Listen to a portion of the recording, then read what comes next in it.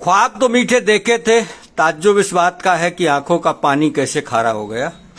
साथियों नमस्कार। भारतीय जनता पार्टी की स्थापना हुई थी 1980 में मुंबई के शिवाजी पार्क में, और भारतीय जनता पार्टी की स्थापना के उस कार्यक्रम में मौजूद रहे हैं थे बृजमोहन जी अग्रवाल। तो बृजमोहन जी अग्रवाल पेशे से एडवोकेट हैं और इनसे हम चर्चा करते हैं इस बात को लेकर के कि भारतीय जनता पार्टी जिस उद्देश्य के साथ राजनीतिक दल के रूप में आई थी, क्या आज उसका वो स्वरूप मौजूद है या मोदी और शाह ने भारतीय जनता पार्टी के स्वरूप को बहुत कुछ बदल दिया है। एक बार हमारे दर्शकों को राम राम सा करिए। जय श्री राम साहब, जय श्री राम। राम राम सा में क्या दिक्कत थी, आपने जय श्री राम क्यों कहा? क्योंकि मैं राम जन्मभूमि आंदोलन में 18 दिन जेल में रहा हूँ। राम जन्मभूमि आंदोलन में 18 दिन में जेल रहे आप? हाँ। अच्छा, इसलिए आप जय श्री राम बोलेंगे? उस दिन से जय श्री राम ही बोलते हैं, सामान्य भाषा में मैं जय श्री राम ही बोलता हूँ। तो राम राम सा बोलने में क्या दिक्कत थी? कोई दिक्कत नहीं है, राम और जय श्री राम एक ही है तो एक ही। हमने आपसे कहा था हमारे दर्शकों को राम राम सा करिए, आपने कर बोला जय श्री राम। तो उस कार्यक्रम में क्या क्या हुआ था जब भारतीय जनता पार्टी की स्थापना हुई थी? शिवाजी पार्क में जब भारतीय जनता पार्टी की स्थापना हुई तो माननीय अटल बिहारी वाजपेयी और माननीय लाल कृष्ण आडवाणी और प्रमोद जी महाजन ये महामंत्री थे उस समय, और इतनी अपार भीड़ हुई कि खाने की व्यवस्था थोड़ी कमजोर हो गई। और उस समय हमने भरतपुर वालों ने ये नारा दिया था, नहीं चाहिए दाना पानी, हमें चाहिए अटल अडवाणी। अच्छा, तो बड़ा प्रसिद्ध हुआ ये नारा, और ये नारा अटल जी तक पहुंचा था। और उस समय उसी नारे की वजह से माननीय अटल जी के हाथ की ही हमें रसीदें मिली थी जिससे हम 1 रुपए के सदस्य बने थे। अच्छा। और उन्होंने ये भी संदेश दिया था अटल जी ने कि जो लोग समय देते हैं पार्टी को उनसे चंदा नहीं लिया जाए, उनसे आर्थिक सहयोग नहीं लिया जाए। और उसी प्रकार हमने रात और दिन मेहनत करके, खासतौर में रूपबास बयाना तहसील के हर एक गांव में जाकर के 1980 से लेकर के 89 तक भारतीय जनता पार्टी का अलग जगह है। और ये जो स्वरूप आज दिख रहा है, मैं तो ये कहने वाला हूं कि जब जरूरत थी लहू की बंजड़ को हमने दिया था। अच्छा। जब जरूरत थी लहू की बंजड़ को हमने दिया था, अब फल फूलने लगे बाग तो कब्जा दूसरों ने कर लिया। अच्छा, अब आप लोगों की कोई बखत नहीं है, कोई पूछने वाला भी नहीं है। इस तरह की व्यवस्था यहाँ बन गई है भरतपुर जिले में। हाँ। कि कोई पहली बार मेरे को 9 साल में पहली बार कल कोई आंदोलन चला था उसका शिकायत का, उसमें पहली बार मेरे को बुलाया गया था गांधी चौक पर। हाँ। बाकी आज तक किसी ने कहीं भी बुलावा तक नहीं दिया। अच्छा, कितनी बदल गई है पार्टी तब से लेके आज तक? पार्टी में गुटबाजी तो है ही, क्योंकि भरतपुर जिले में माननीय दिगंबर सिंह जी का राज चला और उन्होंने जिस तरह से पार्टी चलाई उस तरह से उनके जो उनके सेवक थे उन्होंने पार्टी चलाई, और जो नीम के पत्थर थे उनको बुलाना या उनसे बात करना छोड़ दिया था। पंकज कमालपुरिया और डालू बैंसला आपको राम राम कर रहे हैं। राम राम। जय श्री राम साहब। अरे फिर भी जय श्री राम। राम राम ये साहब। पंकज कमालपुरिया कह रहे हैं भाजपा वाले धर्म की राजनीति करना जानते हैं। जैसे मैं तो कमालपुरी जी को पहचानता नहीं, परंतु ये बिल्कुल निराधार और गलत है। भारतीय जनता पार्टी अकेली एक पार्टी है, राजनीतिक पार्टी है जिसने अल्पसंख्यकों को पहली बार स्वयं के मकान यूपी में दिए, राजस्थान में दिए। बाकी अब तक केवल राजनीतिक पार्टियां इनको ठगती रही थी, अल्पसंख्यकों को और माइनॉरिटी कास्ट को। इनको कभी कोई लाभ, कोई स्कूल इनके लिए नहीं खुले, कोई स्कूलों में इनकी व्यवस्था अलग से नहीं करी गई, इनके बच्चों को कोई पढ़ाया नहीं गया, केवल मजदूरी इनको सिखाई गई। पहली बार भारतीय जनता पार्टी की सरकार केंद्र में बनी है 2014 से अब तक, जिसमें सभी वर्गों को एक साथ उन्नति की जाए, इस तरह की व्यवस्था की गई है माननीय मोदी जी के द्वारा। भरतपुर जिले में एक भी सीट नहीं है 2018 के चुनाव में। 2023 में क्या परिणाम रहने वाले हैं? देखिए, जहाँ तक 2019 की बात है, मैं आपको निवेदन करूं कि बयाना की सीट उन 6 सीटों से अलग थी, परंतु चूंकि बयाना में जो संगठन में बैठे लोग थे उन्होंने ही भारतीय जनता पार्टी के कैंडिडेट के खिलाफ वोट डाला और डलवाया। इस वजह से केवल मात्र 3000 वोटों से ये सीट रह गई। बाकी सीटों में जहां तक सवाल है वो गवर्नमेंट की जो कमेंसी है उसका प्रभाव था, परंतु अब 2023 की स्थिति यह है कि राजस्थान में जितना घोटाला हुआ है, राजस्थान में जितनी अव्यवस्था हुई है, मेरे जीवन के मैं 1967 से राजनीति में हूँ। पहले संयुक्त सोशलिस्ट पार्टी में माननीय लोहिया जी के द्वारा मेरे को लाल टोपी पहनाई गई थी रूपबास के मैदान में। उस समय से हम चले आ रहे थे। फिर 1900 जनता पार्टी बनी 77 में। मेरे चाचा 2 बार एमएलए रहे, मुकुट बिहारी लाल जी गोयल सोशलिस्ट पार्टी से, और यहाँ से लड़े वो इमरजेंसी में, तब वो हार गए थे। आप अल्पसंख्यकों की पैरवी की बात कर रहे हैं। रामकिशन सैनी का कहना है कि बीजेपी का 303 सदस्य हैं लोकसभा में, एक भी अल्पसंख्यक को आपने टिकट नहीं दिया किसी को। वो उस समय की परिस्थिति की बात थी, परंतु आज माननीय नकवी साहब, माननीय बिहार वाले वो दोनों राष्ट्रीय लेवल के हमारे नेता रहे। कहीं उनकी पूछ ही नहीं है बेचारों की।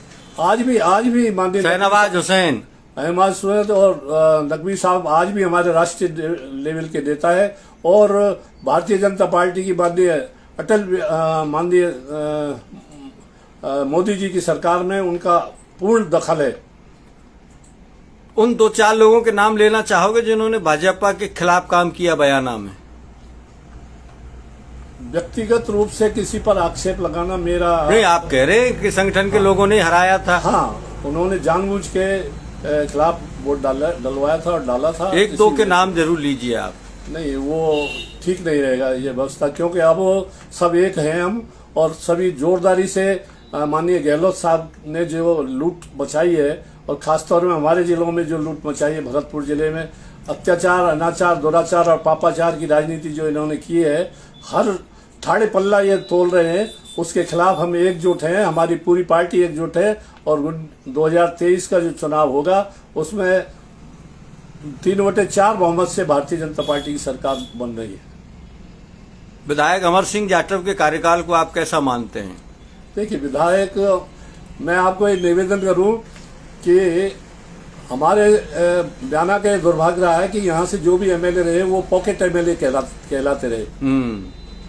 इसी तरह माननीय अमर सिंह जी का तो कोई वजूद ही नहीं है यहाँ। जिनका वजूद है उन्होंने अपने तरीके से इसको चलाया। किनका वजूद है तो नाम तो बताओ किसी का। कांग्रेस वाले, जो भी कांग्रेस के लीडर हैं, जिन्होंने उनको बेचाराओं को जिताया, टिकट दिलवाया, जैसा आ रहा है वो सभी। बच्चू बंसीवाल का कार्यकाल कैसा था?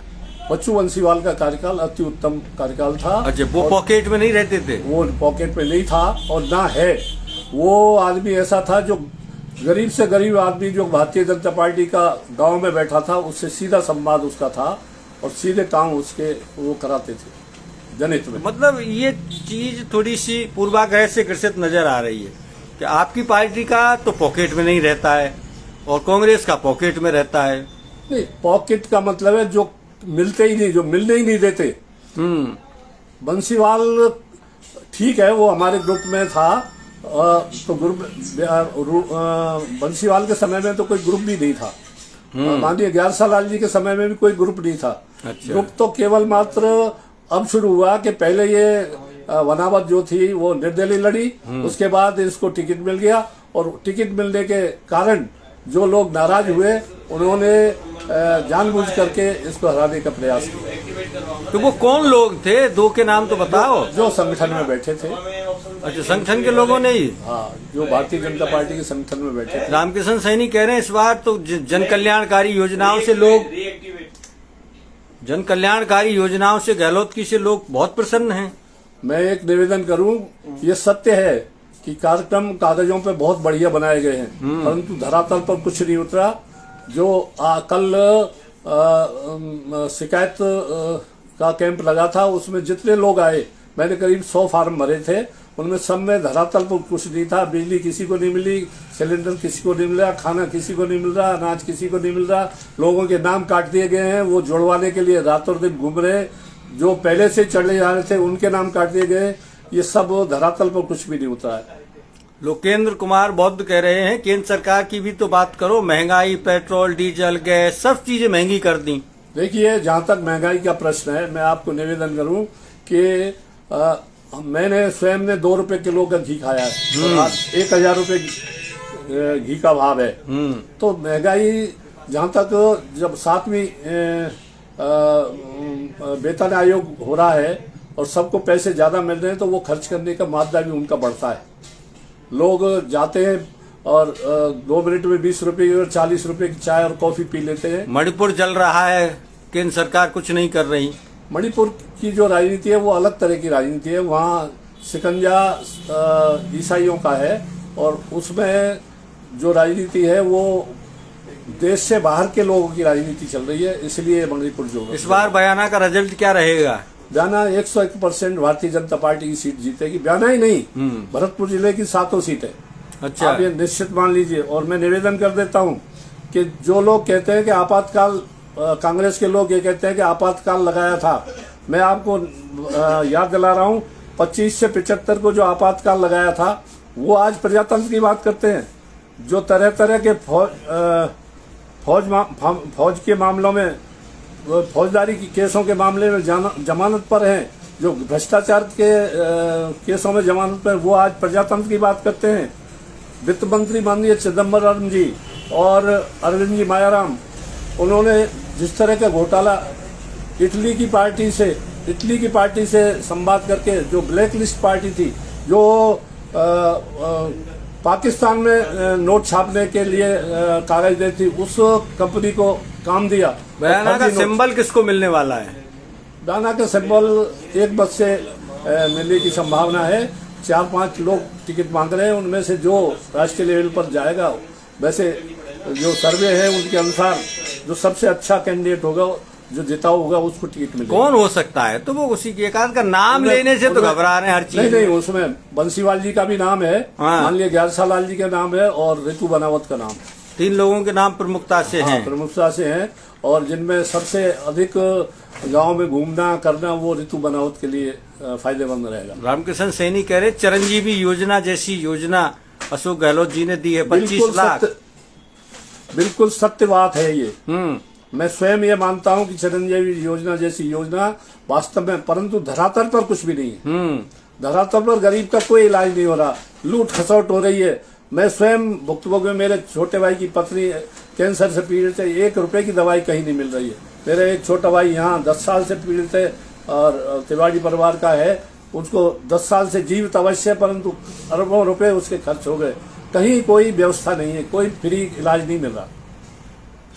आपने इस बातचीत के लिए समय निकाला, बहुत बहुत धन्यवाद। जय श्री राम साहब। फिर जय श्री राम। राम राम सा करने में क्या दिक्कत है? राम राम साहब।